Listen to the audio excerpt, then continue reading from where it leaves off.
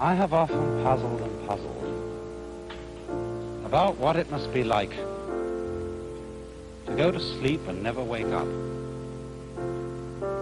to be simply not there forever and ever.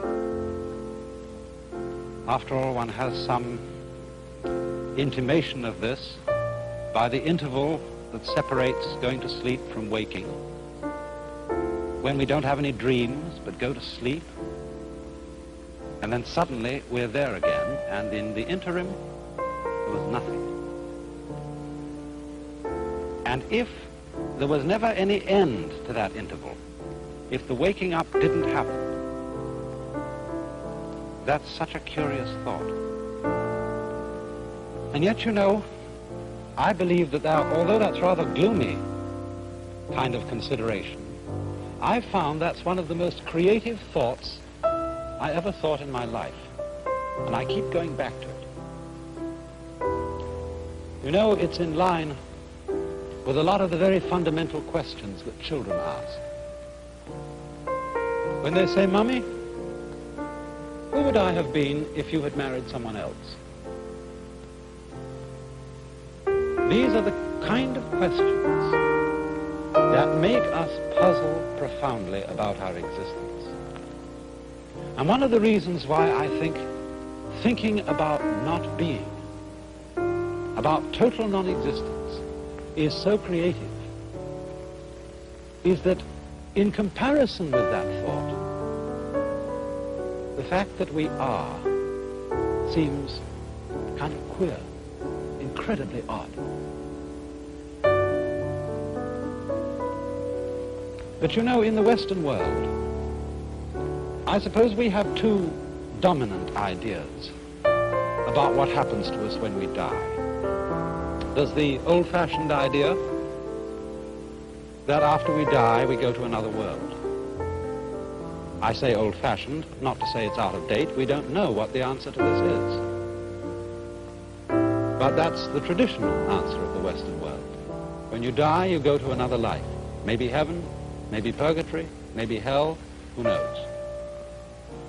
I think nowadays, though, the more general idea, the more plausible idea to many people, is that when we die, we just cease to be. That's all there is to it. But we're inclined, I think, to have in our minds a picture of this, which indeed is depressing, of being shut up in the dark for always and always and always, to be kind of buried alive in a blackness, where we are blind, deaf, and dumb, but somehow still conscious. But in the Eastern world, there are different ideas of this. The major Eastern idea is what is generally known as reincarnation, of going through life after life after life in an endless series, a process that is represented in this Japanese print of the Wheel of Life, the Buddhist Wheel of Life.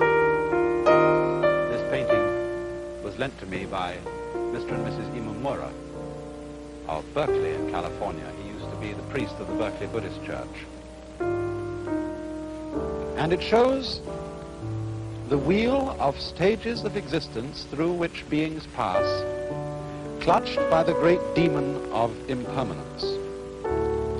This is rather an unusual representation of the Wheel of Life. Perhaps some of you have seen these before. They usually have 6 divisions in the central part of the wheel here, and this one happens to have 5, and it's the Chinese-Japanese version of the Buddhist Wheel of Life, whereas I think prints in books, I know there was one some years ago in Life magazine, usually show the Tibetan version.